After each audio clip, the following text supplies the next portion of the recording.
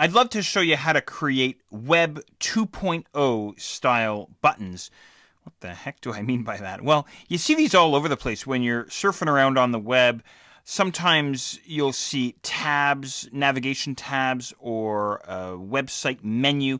And the actual buttons or tabs, they look like shiny glass or sort of like shiny pieces of plastic, maybe. Kind of that reflected look or reflection kind of happening on them.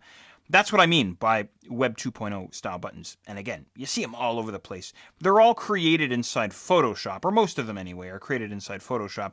And it's really easy to create them. You just need to know how to do it. And that's obviously what I want to show you here. So what I'm going to do here is I'm going to start off by creating a brand new blank document. Go ahead and hit Command N or Control N if you're on the Windows side there.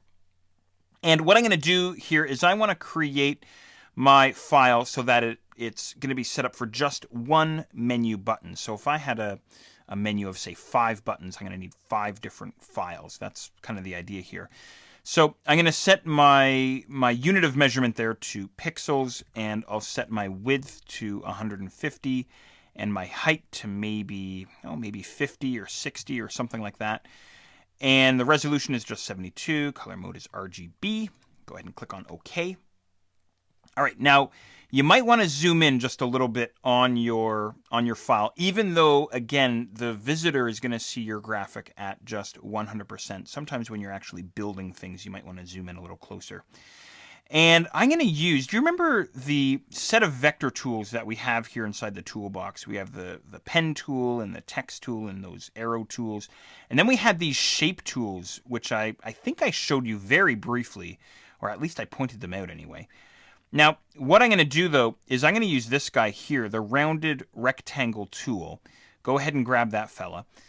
And up on the options bar, remember, what we can do is we can create shape layers, we can create paths, or we can create filled pixels. Well, I'm going to go with fill pixels here. So I'm actually going to be drawing out pixel-based shapes here rather than vector artwork. So make sure you grab that option there, that setting there. And then down inside the layers palette, I'm going to go and create a new layer as well. So everything's going to be created on this new layer. And all I'm going to do is just click and drag out a button, something like this. Or what will be a button when we're done with it. Maybe something like that. Okay, that's fine. Now, my button went and filled in white. He is there. You can kind of see him in there. You know what I'll do here for you? Just so you can see him, is I'm going to fill him with black. So here's a neat little trick. I'm going to hold down Command or Control and click on my layer thumbnail there, and that loads the layer as a selection. And then I'll just hit Command or Control Delete. And then, of course, that selection gets filled with the background color, which is, in my case, black. Okay, so that's what you and I just drew. Okay, perfect. All right. Now, the next thing that I want to do is I want to start applying some layer styles to this fella, starting with a gradient overlay.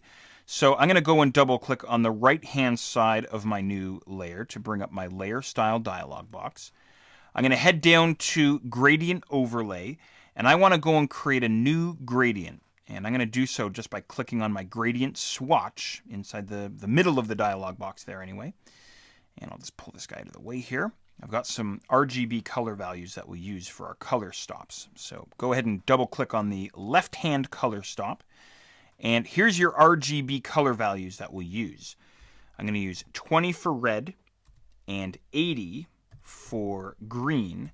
And our last guy, blue, let's set that to 140. There we go. Go ahead and click on OK. So it's kind of a sort of a dark blue there. Go ahead and click on OK. All right, now let's do the right color stop. Go ahead and double click there. And here's the RGB values for this guy. 60 and 165 and 230. So kind of a lighter blue. Go ahead and click on OK there again. And then OK one more time. Now, you know, down the road, once you're comfortable making your own Web 2.0 style buttons, you can use whatever colors you want, whatever, you know, gradient you want to actually set up there. Okay, now the next thing that I want to do is I want to set up an inner glow on this fella. So look for your inner glow option there over on the left-hand side. And I'm going to set my blending mode to overlay for this guy.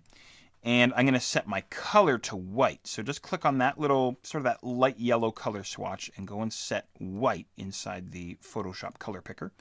There we go. And a few more options here. I'm going to set my range down at the bottom to just 15. And I'm going to set my size, which is back up one option there. I'm going to set that to 3. And that's giving us sort of this inner, see that sort of inner light blue, almost like looks like an inner light blue line. If you want to uncheck inner glow, you'll see him there. There he is. That's what's kind of happening there. Looks kind of cool. Okay, kind of gives it that beveled look anyway. All right, go ahead and click on OK. Now we have the basics of our button set up here, but what I want to do next is I want to actually put the shine on it, like the reflection on it, and you'll see how to do that in the next exercise.